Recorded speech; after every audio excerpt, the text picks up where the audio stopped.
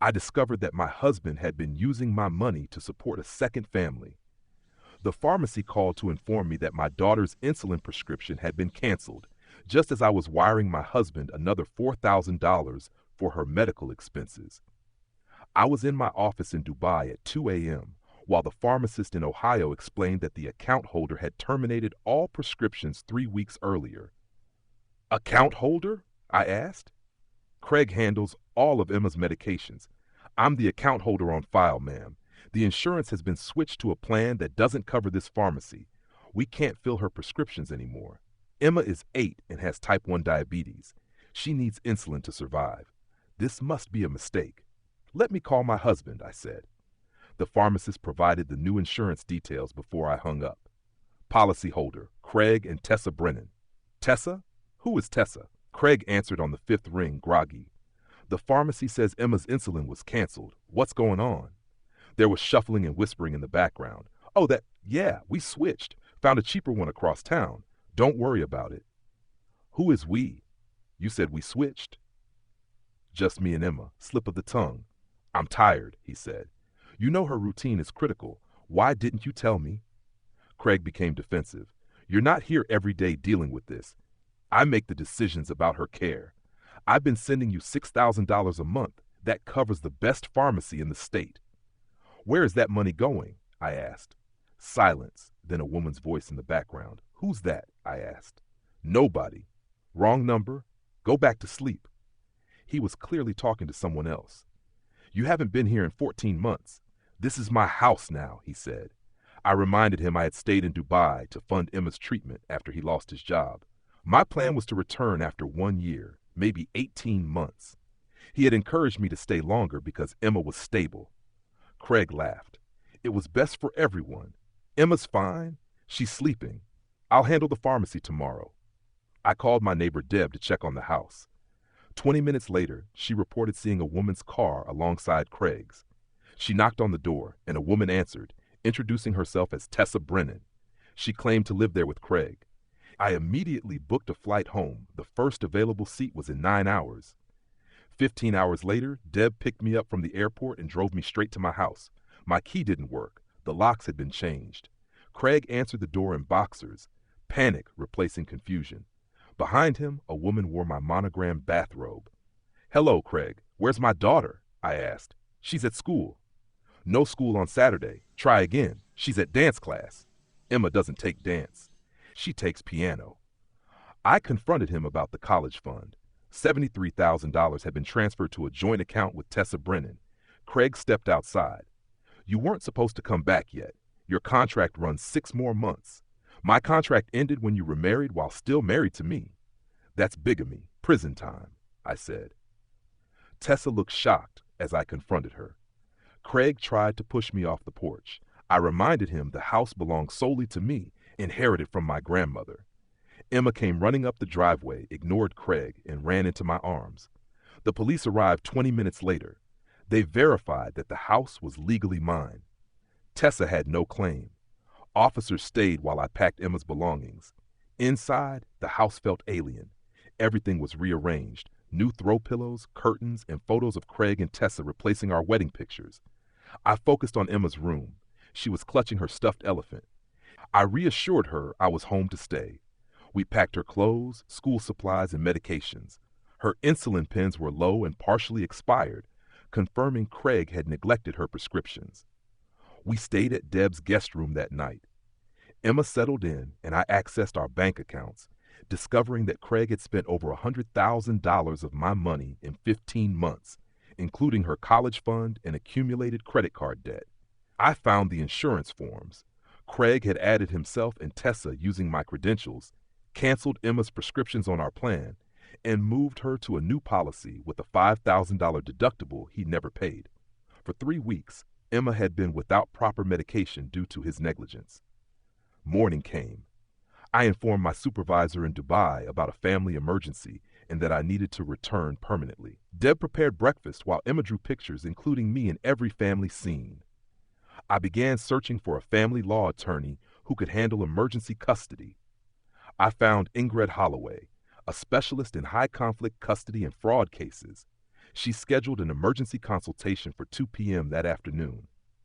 I arrived at Ingrid Holloway's office at exactly 2 p.m., carrying my laptop and a folder filled with printed bank statements. The receptionist led me to a conference room where Ingrid, in her early 40s with short dark hair and sharp eyes, was waiting. I spread out all the evidence: bank statements, transfers to the joint account with Tessa, and credit card statements showing the $32,000 debt Craig had racked up in my name. Ingrid reviewed each document carefully, her expression growing more serious with every page. She asked me to walk her through the timeline. I explained everything, from taking the Dubai job to discovering the canceled prescription to finding Tessa in my house wearing my bathrobe.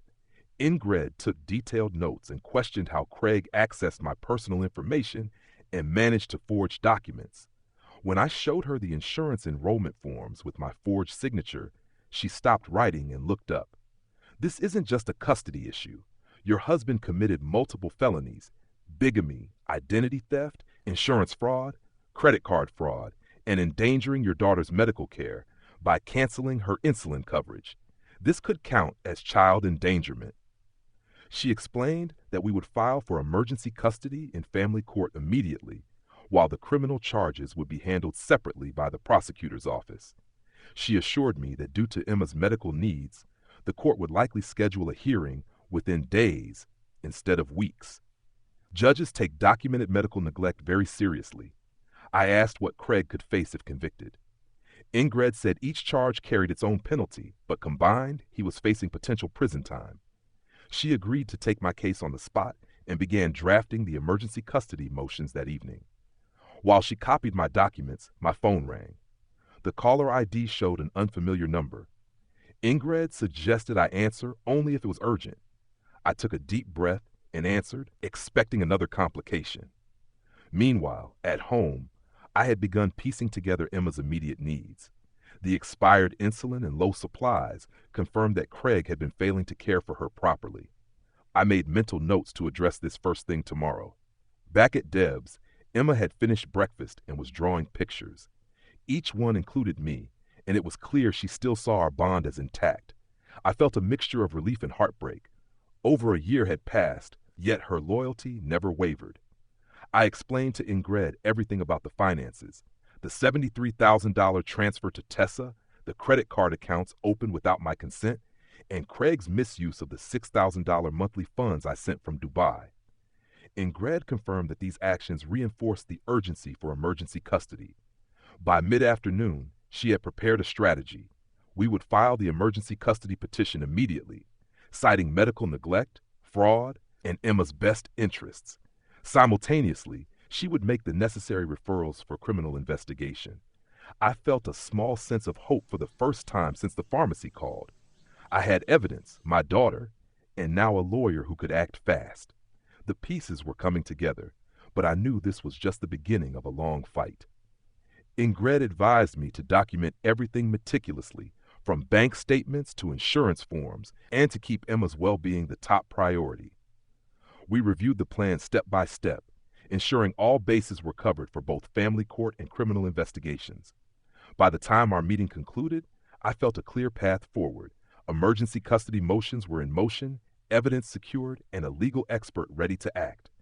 My immediate focus shifted to Emma, ensuring she was safe, calm, and cared for while the legal process unfolded. I didn't recognize the number, but I answered. A woman introduced herself as Bianca from the Insurance Fraud Investigation Unit. She explained that my employer's insurance company had flagged Craig's enrollment of Tessa as suspicious and had launched an investigation 3 weeks prior. They had been trying to contact me in Dubai, but I had already left. Bianca needed my statement and any documentation regarding the fraudulent enrollment. I looked at Ingrid, who nodded. I told Bianca I was at my attorney's office and could meet her there. She said she could arrive in 30 minutes.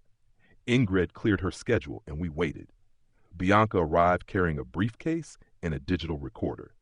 She was younger than I expected, around 30, with tightly pulled back blonde hair.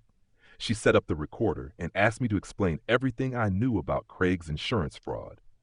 I recounted the story in full while she took notes. then showed her the enrollment forms with my forged signature and the policy documents listing Craig and Tessa as my dependents. Bianca's eyes widened when she saw them. She explained that insurance fraud is a felony in Ohio and that Craig's scheme was audacious. He had enrolled a fake spouse using my employment credentials, submitted false marriage documents to the insurance company, and obtained medical care for both himself and Tessa using fraudulent coverage. The company had already paid thousands in claims based on his lies. Bianca said the insurance company would pursue criminal charges independently of civil proceedings with their own legal team because cases like this affect premiums for everyone. She asked if I'd be willing to testify if it went to trial, and I said absolutely. Bianca packed up, thanked me, and said the prosecutor's office would be in touch soon. Their investigation was solid and had more than enough evidence to charge Craig. I returned to Deb's around 6 p.m. Emma was at the kitchen table doing homework, and Deb was making spaghetti. My phone started ringing. Craig's number. I ignored it, but it rang repeatedly. Deb asked if I would answer. After letting it ring several more times, I finally picked up. Craig immediately began speaking. He said he knew I was upset, but wanted to talk rationally. He explained that he had been lonely while I was away, and that Tessa made him feel appreciated. I cut him off. I reminded him I had been working 16-hour days overseas to fund our daughter's care because he had lost his job. I had sent him $6,000 every month, yet he had stolen Emma's college fund, forged documents, and committed bigamy. Craig became defensive, claiming the bigamy issue was complicated and that he thought we were essentially done. I told him my attorney would file for emergency custody the next morning and that criminal charges were forthcoming. The insurance company was already pursuing fraud charges. The line went silent before he said I was overreacting and hung up. My hands shook as I set down the phone. Deb squeezed my shoulder and reassured me I had done the right thing. Emma looked up and asked if that was Daddy. I said yes and tried to smile. Later that night, Emma came into the guest room while I worked on my laptop.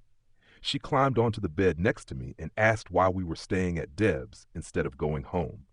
I closed the laptop, held her close, and gently explained that Daddy had made bad choices, and we needed to figure out where everyone would live for a while. Emma asked if it was because of Tessa. I asked what she knew. She said Tessa had been living with them since last summer. Craig had told her Tessa was his friend and that I didn't want to return because I had a better life in Dubai. Emma sensed something was wrong because Daddy told her not to mention Tessa during video calls. I reassured her none of this was her fault and that I had never wanted to stay away. I was working overseas out of love and commitment to her care. Emma asked if Daddy was in trouble. I said yes, but emphasized that adults sometimes make terrible choices even when they love their children. She nodded, and we sat quietly for a while. The next morning, I met Ingrid at the courthouse. She had drafted the emergency motions overnight, and we filed them first thing. The clerk processed the paperwork and said a hearing would be scheduled within 72 hours. Given the emergency and Emma's medical needs, Ingrid explained this was unusually fast but appropriate. Ingrid outlined that the judge would review the evidence and Craig's actions to determine temporary custody. Given the documented medical neglect, financial fraud, and bigamy, she was confident I'd receive temporary full custody, with supervised visitation for Craig at most. Judges take child welfare seriously, and Craig's pattern of behavior demonstrated he couldn't be trusted with Emma. The court would likely grant me exclusive use of the house to provide a stable environment. I asked what would happen if Craig ignored court orders. Ingrid explained that any violation would lead to immediate arrest for contempt. That afternoon, I took Emma to her regular pediatrician, Dr. Matthews, who had treated her since her type 1 diabetes diagnosis 3 years ago. She conducted a full examination, checked her blood sugar levels, and asked about the prescription issue. I explained that Craig had switched insurance plans without telling me, leaving Emma without proper coverage for 3 weeks. Dr. Matthews' expression tightened. She said this was completely unacceptable for a child with diabetes, as missed or inconsistent insulin could be life-threatening. She immediately wrote new prescriptions for Emma's insulin, 3 weeks test strips, and other supplies. We went straight to the pharmacy, and I paid the $800 bill out of pocket, relieved that Emma would finally receive proper care. Dr. Matthews provided enough samples to cover her until the prescriptions were filled. The following morning, she called to confirm she had documented Emma's full medical history and the gaps in her prescription records over the past 3 weeks. She said this documentation would be crucial for the custody hearing and offered to testify about the importance of consistent diabetes care and the risks of interrupted treatment. She also referred me to Malene, a child psychologist who specialized in helping kids navigate family conflicts and parental separation. Malene could help Emma process the confusion and trauma, developing healthy coping strategies. I scheduled an appointment for the following week. That afternoon, Craig showed up at Deb's house around 3 p.m. I heard his car and watched him approach the front door. I told Emma to go to her room and close the door. Deb called the police before answering his knock. Craig claimed he wanted to see his daughter. Deb told him to wait, then closed the door.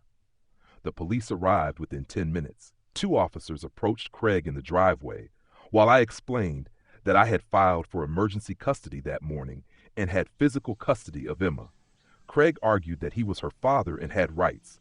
The officers asked if a custody order was in place yet. I explained that the hearing was scheduled, but temporarily Emma was with me. The officers informed Craig that until the court hearing, he could not access Emma without proper legal arrangements. Craig became angry, claiming this was ridiculous and that he had lived with Emma for over a year while I was overseas.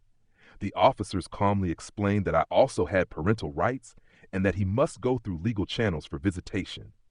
Craig got back in his car and drove off abruptly. Later that evening, Tessa called. Her voice was shaky.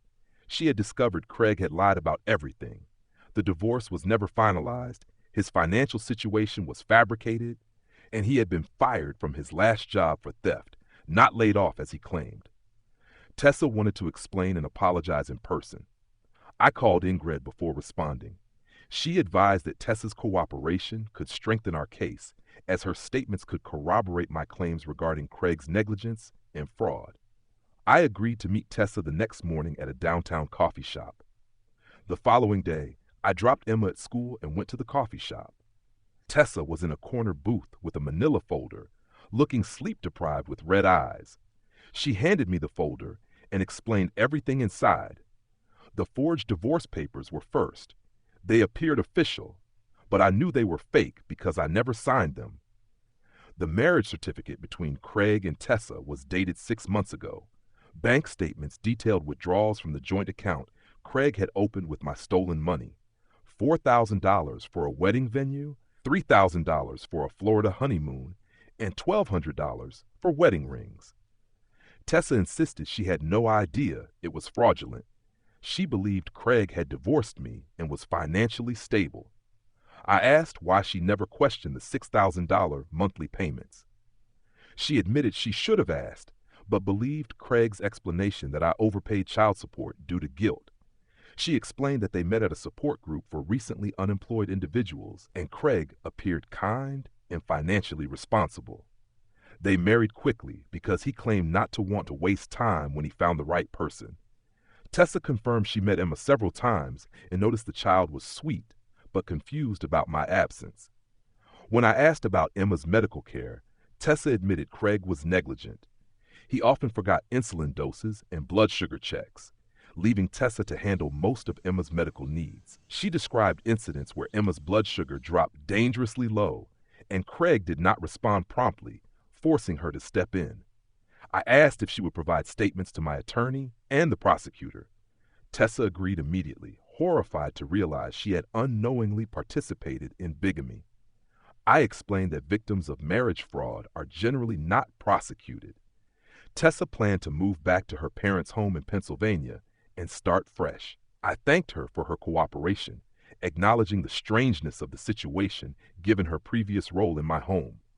Over 15 months, Craig spent roughly $140,000 of my money. Between the college fund, monthly transfers, and credit cards he opened in my name, he exhausted more than I had earned during my entire Dubai contract. The financial damage was severe. Liam, the forensic accountant, broke it down. $73,000 from the college fund, $72,000 from my $6,000 monthly transfers, and $32,000 from fraudulent credit cards. Some of this went to legitimate household and medical expenses for Emma, but most fueled Craig's lifestyle with Tessa, his gambling, and failed investments.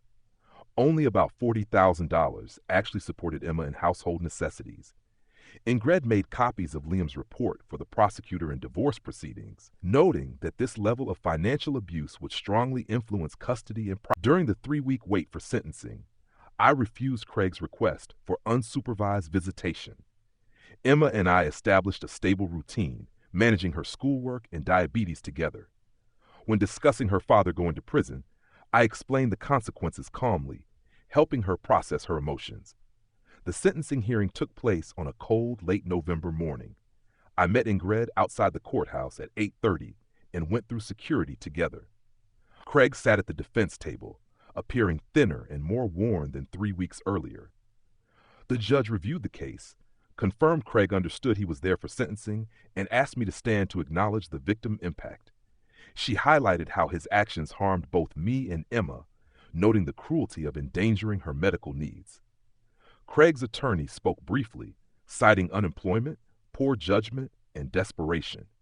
Craig attempted to apologize, but the judge cut him off, emphasizing the calculated nature of his deception and the risk he posed to his daughter. She imposed a sentence of 3 years with parole eligibility after 18 months and ordered full restitution for the stolen funds. Craig was led away without looking at me. Leaving the courthouse, Ingrid reminded me that Craig's incarceration simplified the divorce and custody proceedings. That same afternoon, she filed all necessary paperwork. I was granted full custody of Emma, the house remained in my name, and all other assets went to me. Craig was ordered to pay child support upon release, though I didn't count on receiving it. 2 months later, the divorce was finalized, and I felt relief rather than emotion. Around the same time, Liam completed his forensic accounting. Most of the stolen money went to Craig's personal expenses, gambling, and failed investments. The $73,000 from Emma's college fund was nearly gone. Liam explained we could pursue restitution through Craig's prison wages or search for hidden assets, though recovery would be limited. Every dollar would go into rebuilding Emma's fund. Emma and I established a new routine. I worked remotely from 8 to 3 while she was at school. Then we cooked together, did homework, and managed her diabetes care as a team. The house slowly transformed into a safe, personal space. Emma's room was painted soft purple, furniture rearranged, and new pictures hung in the living room. Malene reported that Emma was processing her feelings effectively and no longer blamed herself for Craig's choices. Weekly therapy would continue for a few more months, then move to monthly check-ins. Simultaneously, I began my own therapy for betrayal and trust issues. These sessions helped me understand that Craig's actions reflected his character, not my worth. I had done everything possible to support my family. The deceit was entirely his responsibility. 6 months after Craig's sentencing, Emma and I took a weekend trip to a state park. We stayed in a cabin near a lake, hiked trails, roasted marshmallows, and paddled a canoe together. The weekend was filled with laughter and quiet moments, a tangible sign of our healing. Credit report updates arrived 2 months after I filed disputes. Each envelope showed a fraudulent account removed, and my score steadily climbed from the low 500s to 680. I opened a new checking account solely in my name, reclaiming financial independence. The first restitution payment arrived 3 weeks later, $73 from Craig's prison wages. Though minimal compared to the $140,000 stolen, I deposited it into Emma's college fund. Every payment became symbolic of accountability and the slow but steady restoration of our lives. Emma expressed a desire to write a letter to her father to process her emotions. With Malene's guidance, she spent an afternoon putting her thoughts and feelings on paper. The act helped her organize complex emotions, even if the letter was never sent. Work also began to improve. During a video call, my Dubai supervisor offered a promotion to regional manager, fully remote, allowing me to remain in Ohio with Emma. The salary increase and flexibility provided renewed financial stability, alleviating ongoing stress. As the holidays approached, Emma and I created our own traditions. We baked cookies, decorated a small tree, and enjoyed a simple Christmas dinner with Deb. Emma felt lighter and more herself, embracing the holiday without anxiety over Craig's presence.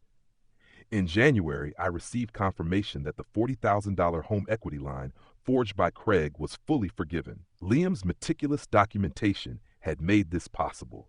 This victory felt monumental, a tangible relief amid months of financial and emotional turmoil.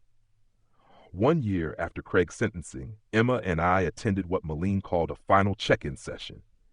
Emma spent an hour talking while I waited in the lobby. Afterwards, Malene told me Emma's progress was remarkable. She had developed healthy coping skills and understood she wasn't responsible for the family situation. Malene recommended that regular therapy was no longer necessary, providing resources if Emma ever needed support in the future. Emma had worked through her trauma and was ready to move forward. I noticed a shift in myself around February. I woke up one morning after a full night of sleep without anxiety over finances or Craig's next betrayal. The constant stress that had defined the previous year had eased. Emma and I were building a stable, peaceful life together. We had routines, security, and each other, and that was enough. Emma brought home her report card, straight A's in every subject. Her teacher praised her positive attitude and effort. We celebrated with her favorite dinner and a movie night, enjoying a simple, happy evening together. Deb visited one evening, and we reflected on the past year. She told me she was proud of my resilience and grace. Her support had been invaluable during the darkest days, and I made sure she knew how much it meant to both me and Emma. The college fund slowly grew. Restitution payments from Craig's prison wages continued trickling in, $70 or $80 every few months, and I contributed what I could from my salary. The balance, though far from the $73,000 stolen, was proof we were rebuilding. Every dollar added represented a choice for Emma's future, ensuring Craig's theft would not define it. 2 years after returning from Dubai and discovering Craig's second family, Emma and I were thriving. She had just turned 10 and celebrated with friends in our backyard. Her diabetes management was excellent. Her last doctor visit showed perfect A1C levels. My career advanced as well. I was promoted to senior regional manager, providing financial stability to support Emma's activities and occasional trips. Our home now felt truly ours. Emma's room remained her favorite purple. New pictures adorned the living room, and our routines and traditions were independent of Craig's past influence. Emma had started trying out for the school soccer team, and I signed her permission form immediately. Together, we were building a life based on honesty, security, and love. Craig's efforts to destroy our family ultimately failed. Instead of breaking us, the experience strengthened our bond. Emma and I weren't just surviving, we were genuinely happy. That sense of stability, growth, and restored trust felt like the ultimate victory, proof that even after profound betrayal, it is possible to rebuild, recover, and thrive.